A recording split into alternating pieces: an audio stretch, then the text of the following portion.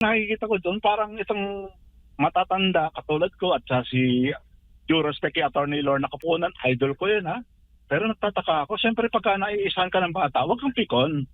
Huwag mong papalawin sa puwet no, yung bata na mas matalino sa'yo. No? So, yun yung napansin ko sa hearing kahapon, parang namersonal na si yung idol ko na si Attorney Capunan.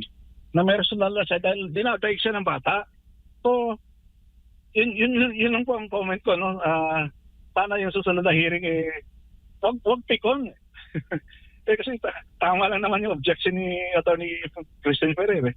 Opo. Si Jade po ito, kumusta at ano po yung masasabi ninyo doon sa day 15 nga ng impeachment trial ni VP Sara Duterte kung saan nga ipinisita itong testigong state auditor ng COA na si Celine May de Campo? Opo. Yung sasabihin ko po ay hindi niyo maririnig sa iba, no? Dahil ito po yung with due respect sa kay witness Celine del Campo ng Commission on Audit, no? Sinabi niya yung standard of maaresto kung sino man ang NPA na yun.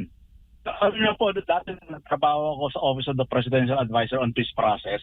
Yung pag-arrest ay nasa lower rank ng success.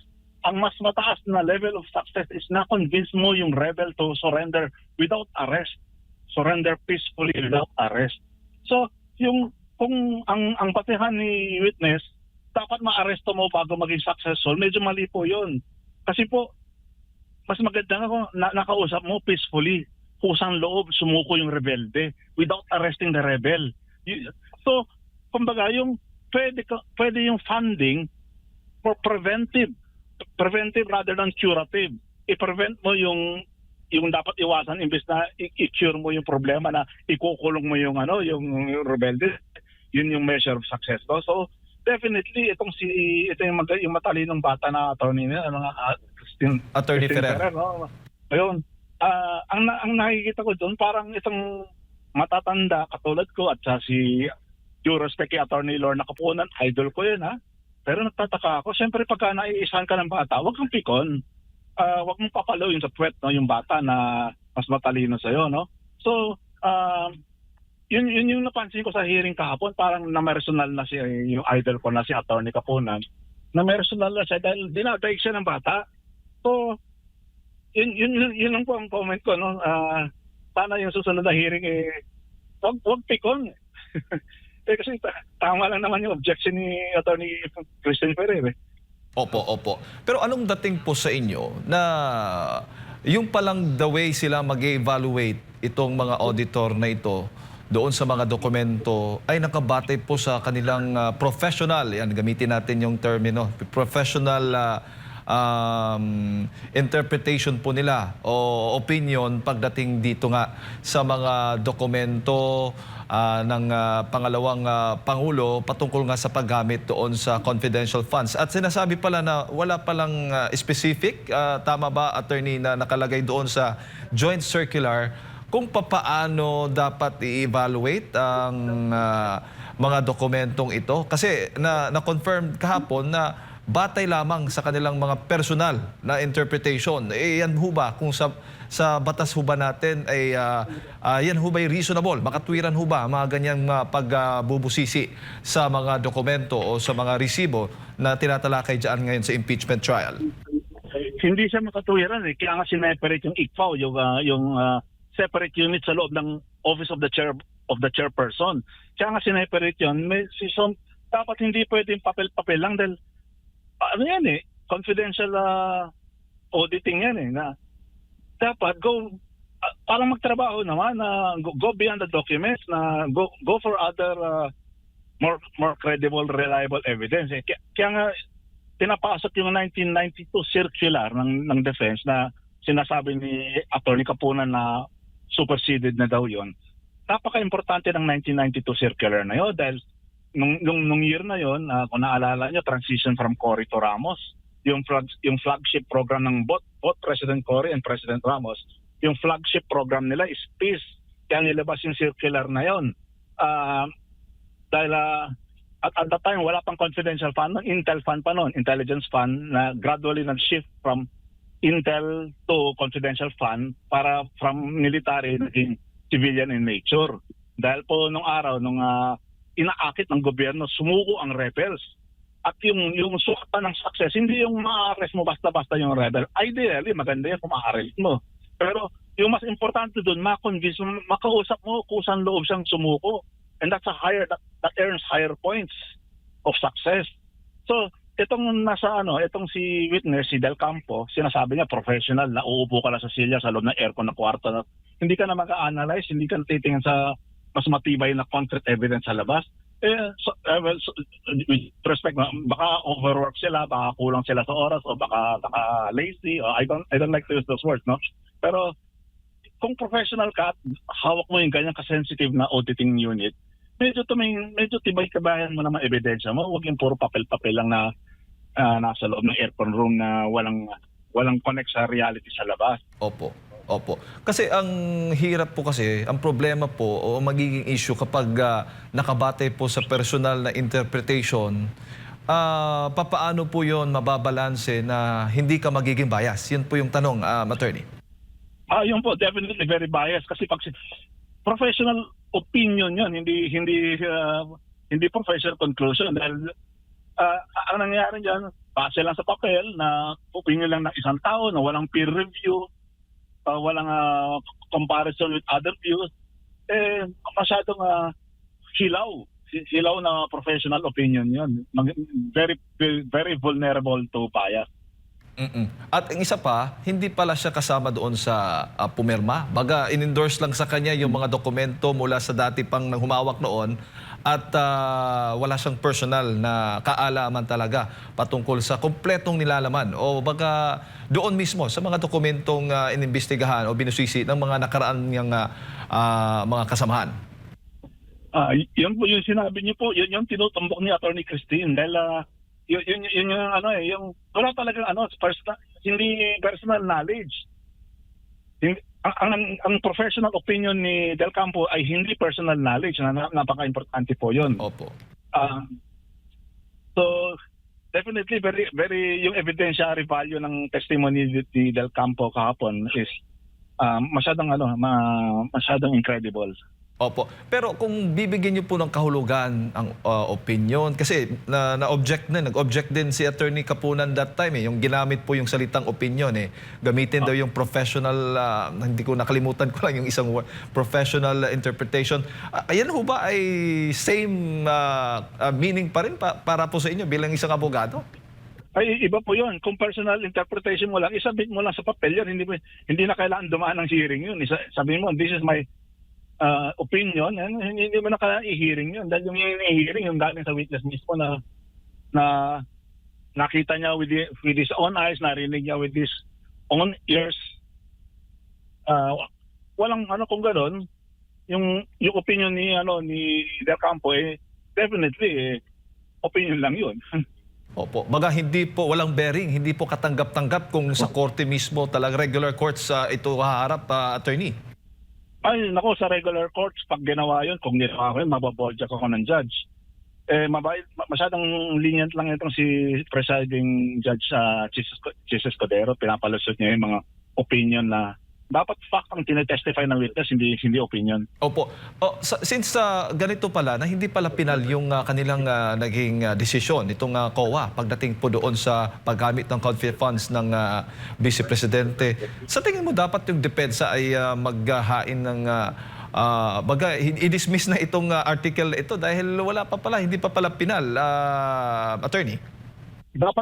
Dapat lang, premature. I-dismiss for being premature, for failure to exhaust. In fact, pag dumiretso ka nga sa Supreme Court, gagawin ng Supreme Court, ibababa niya muna sa Court of Appeals. Doon magkakaroon ng hearing of the COA findings sa Court of Appeals before finally umakyat sa Supreme Court. O baga, para po sa inyo, ang dating po ninyo doon sa mga naging pahayag, premature pa lamang, yun po yung eksaktong baga nakapending pa ngayon na dapat desisyonan pa nila. No, very premature. Kumbaga, unborn fetus pa yan. So, yung article niya dapat ma-dismiss na. Dapat iakyat sa Supreme Court, tapos ang gagawin lang ng Supreme Court, i-remand sa Court of Appeals for reception of concluding evidence or concluding arguments. Opo, opo. Pero doon ho sa mga resibo, may dalawa kasing naihayag kahapon na dalawa palang klase yan. May payment of rewards, may payment for information. Yung payment of rewards, yun yung parang doon nagkaroon ng notice to disallow dahil nga wala pong sapat na mga dokumento like official receipts, sales invoice, dahil mga acknowledgement receipts lamang. Pero may pinakita kahapon na isang probisyon ng ating saligang batas na maari pala yung maliban sa official receipts, po pwede rin yung mga adequate documents, which is yan din yung kinumpirma ni Del Campo sa kanyang sagot kahapon sa presiding officer, attorney. Oo nga, yung adequate supporting documents na, yung mga testimony sa House of Representatives. Pero yung nagtataka ako dito, bakit kailangan na yung reward, kailangan mo yung mga specific details na, hindi, pagka pinagduktong-duktong mo yan, delikado yung buhay ng informant niyan. Kung sino nagbigay ng information, kung kanino binigay yung reward, hindi ka agad binibigay ka agad. Masyadong delikado yung information na yan. Kawawa yung informant. Nabigyan nga ng reward, napatay naman. No? So, very unreasonable yung demand ng COA na yan. And besides, bakit ngayon lang ganyan yung COA? Hindi naman ganun yung COA nung araw at saka sa other government agencies na mas malaki na times 10, times 100 yung confidential funding nila. Bakit hindi hinahanap ng COA yon in other government agencies? Bakit dito sa napakaliit na amount na, kumbaga, 125 pa yan o something? Opo. Samantalang billion sa iba. But hindi ina-apply that same principle in other government agencies, no? Opo. Sa inyo pong karanasan, attorney, yung mga dating mga COA auditor ho ba, kapag humihingi po sila ng proof of success doon nga sa paggamit ng confidential funds, ganito rin ho ba yung same thing ho ba yung pag-evaluate tulad dito kay Del Campo? Napakalayo. Ngayon, ang dati yung ginagawa, yung proof of success, kasi yung mga repelte mismo, hindi sa mga repelte mismo yung information, kundi yung prutas ng anti-insurgency campaign. Like kunyari, nagkaroon ng na-develop yung community ng insurgency area o nabigyan ng gamot. Actually, gamot talaga ang usually binibigay doon dahil yung mga rebelde, maraming sakit sila. In fact, ako, nung kinausap ko yung mga rebelde dati, ubo na yung isang rebelde na yun. Yung gamot, hindi kasi sila pupunta sa ospital dahil natatakot sila sa maaresto sa ospital. So yung medical team mga aakyat sa bundok. At that time, no, nung active ako noon, the health secretary noon na naging senator was si Juan Flavier. Siya mismo nagpapadala ng medical team sa mountains para bigyan ng gamot yung mga rebels. Kasi yung rebels takot pumuntang ospital yon. Maaarest sila sa ospital eh. So yun nga, nung naging senator na si Flavier, one of the better senators, tinuloy yung practice na yun na yung mga gamot, yun yung pang-akit, confidence building measures sa mga rebel returnees. Tapos ngayon tinitira ngayon ng Commission on Audit. Ay nako, that's a fatal mistake by the Commission on Audit by that particular team. Opo. Kasi doon, tama po, na nabanggit mo yung gamot at yung pagkain na ginamit daw yung confidential funds para po dyan. Sinasabi po ng joint circular, bawal. Kaya nga, hindi daw compliant dahil ginamit yung pondo sa ibang purpose, which is hindi naman po nakasaad daw sa joint circular, which is tulad nga nasabi po ninyong paggamit o pagbili ng mga gamot o mga pagkain bilang rewards doon po sa mga informant, attorney. Hindi naman bawal. Yung word naman na ginamit actually hindi ko nakita sa joint circular na sabing bawal yung gamot. Wala ko nakikita ng ganun. At most irregular or pero yun I cannot believe it na ganun dahil alam niyo po nung dati nung ako mismo ang nakikipag-negotiate sa mga rebels, no. Yung dati yung Office of the Presidential Advisor of the Peace Process, yung office niya nasa, kung tawagin niya yun, ng Philippine Heart Center. At tapos yung yung on the same floor ng OPAP, nandoon yung Medicare na kung tawagin ngayon ay PhilHealth. So yung mga nag-a-advise sa rebel attorney sa peace negotiation noon, yung Department of Health, yung Medicare, PhilHealth na at that time si Juan Flaver ang health secretary, kaya napakahusay ng medical mission sa mga rebel infested areas, at yun yung nag-akit ng kusang peaceful surrender by the rebels. Tapos ngayon, iba bawal yun. Naku po, big mistake yun. Opo, opo. At bukod dyan, attorney, ay may sinabi din pala hindi pala, silent din ho pala yung joint circular na pwede palang gumamit din pala ng mga alias. Hindi ho bawal yun. Wala po sinasabi doon sa kanilang JC. Wala nakasulot na ganun doon. Sa standard practice yun, doon sa mga alias. Opo, sa katunayan nga na itinanong nga doon mismo dyan sa kay Del Campo kung ang paggamit ba ng mga nakakatawang mga pangalan ay ibig sabihin ba ipeke o fictitious po ba daw. Sabi, hindi naman sinasabi po doon. Hindi niya masagot hindi niya alam. Wala namang silent po yung batas kumbaga pagdating po dyan, attorney. Silent po kasi alam nga naman yung real na yung mga ilalagay mo doon, hindi mapapatay yung si informant. Oo. So baga, hindi po nilabag ng Vice Presidente yung paggamit ng alias at yung paggamit ng pondo para sa Confi funds, para po sa inyo. Wala pang nilabag si Vice President sa paggamit ng alias at paggamit ng confidential funds. Opo. Bago ko lang ipasa kay partner attorney, ano yung pakiramdam kaya ng mga Intel community? Alam ko marami kang mga kakilala din, kang UPI at talagang mga dating general andyan po. Ano yung pakiramdam po nila na ito pong mga ganitong mga sensitibong mga impormasyon or itong confidential funds ay natatalakay po ngayon sa impeachment trial ng Vice Presidente? Kahapon may press con yung UPI kahapon. Kasama ko sila kahapon. Hindi lang UPI ang medyo galit dito. Pati yung active, yung nasa loob ngayon na active. Kasi yung anti-insurgency nila is now in danger of collapse. Ma-imperil yung anti-insurgency movements, activities ngayon. At active hindi yung ma-retired, active. Siguro maglalabas yung UPI ng another podcast on the sentiments of the active. Soon. Baka tomorrow meron na.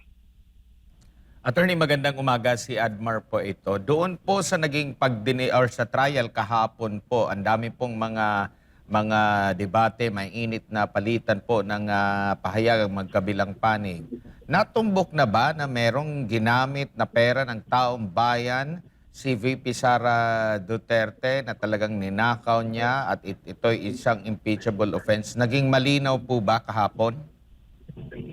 Wala nga natumbok ilang day 17 na pa tayo, day 12. 15. Hanggang ngayon, wala pang natutumbok na nagnakaw si Sara or anything. Yung confidentiality is not a crime, Yung gumamit ka, nagbigay ka ng gamot sa rebelde, hindi yan pagnanakaw, Yung yung iba yung pagnanakaw, yung sa infrastructure, sa flood, scam, yun ang pagnanakaw, yung mga trilyones na yun. Pero yung 125 million na confidential, wala, hindi yan impeachable offense. Opo. At saka nababanggit din kahapon yung fraud audit. Nabanggit ng witness na merong plano pero kung sakaling matuloy, ito yung first time.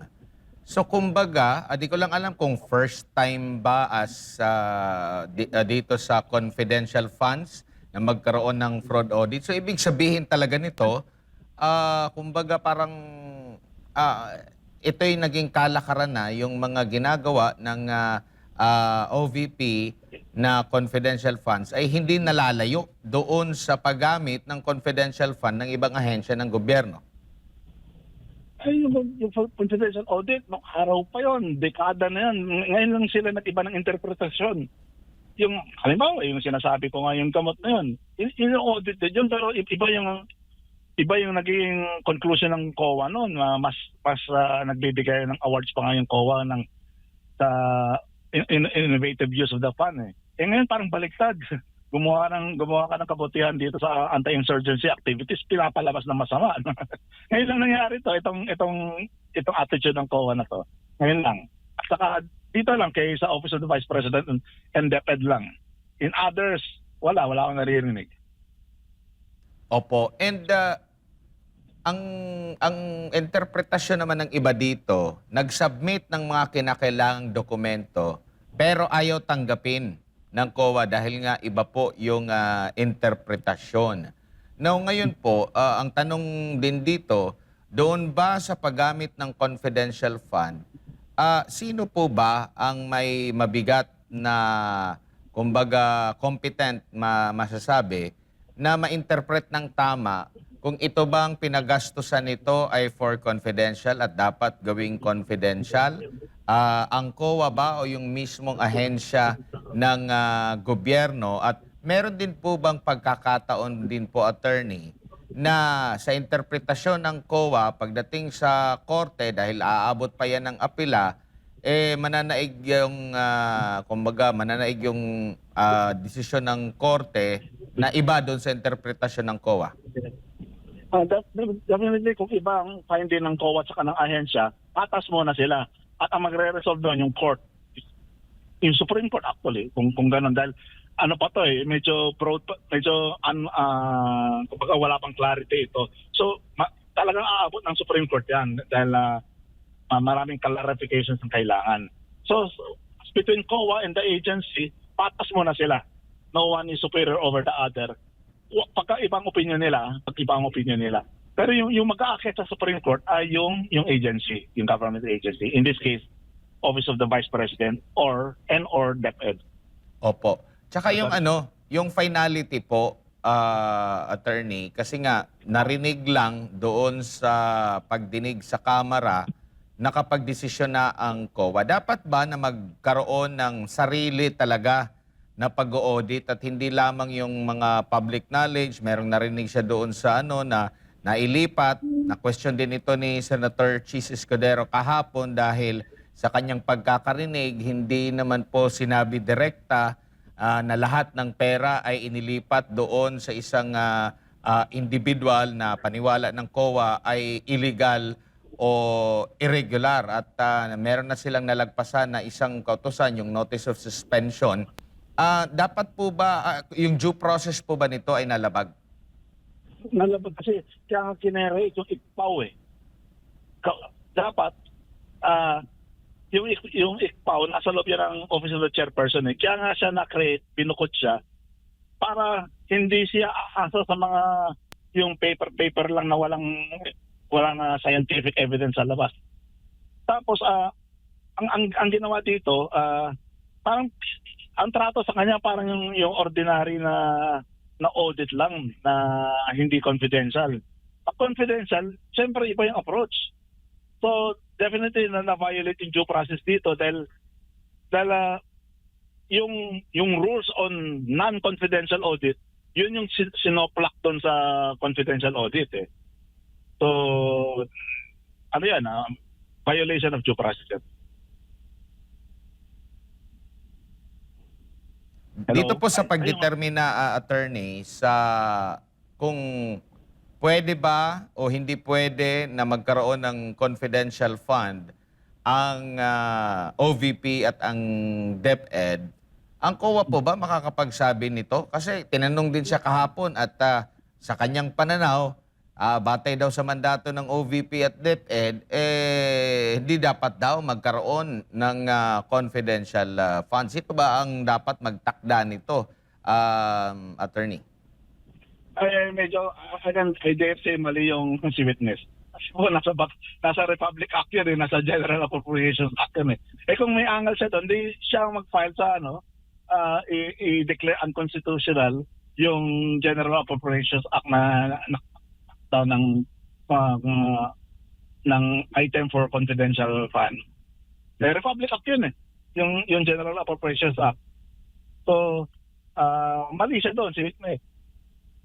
Opo, nagkaroon tuloy ng biro, attorney, na itong mga COA auditor daw ay para daw mga dati daw CIA, dati raw mga nasa military, kasi napagagaling daw mag-interpret kung ano yung tama at mali sa paggamit ng confidential fund, dun sa surveillance, dun sa intelligence, sa mga information na gathering at iba pa, attorney. Oo nga talagang medyo katawa-tawa yung taga FOA noon dahil hindi naman niya expertise yun nagmarunong siya Opo, opo. Sa huli po, attorney, tingin niyo po dito medyo malabnaw, mababaw, pero pagpakinggan mo naman ang sabi ng prosekusyon, abay naset na daw nila, parang sumisikip na raw yung mundo ni Vice President Sara Duterte. Katawa-tawa ko. Makikita niyo naman yung mga eksperto talaga, no? Una-una sa social media na lang, puro kakayong reaction dun sa sa komento na yun. Tapos sa mga abogado, sumisikip yung mundo ng prosecution dahil nagiging katawa-tawa. At wala na tuloy ganado manood. Kahit ako, dati parati akong tumututok pero kung puro ganun lang, puro circus lang wala rin, nakakasawa na panoorin Kaya katawa-tawa lang yung kinalalabasan Opo. Attorney, siguro huli na lang si Jade po ulit ito.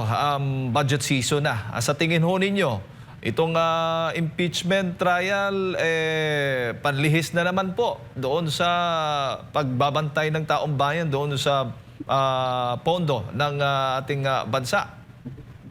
Definitely, panglihis lang. Nagulat ako sa nakita ko sa National Expenditure Program. Dapat bantayan yan. Nakita nyo, na-notice nyo yung digital ayuda? Ako po, grand scam yun.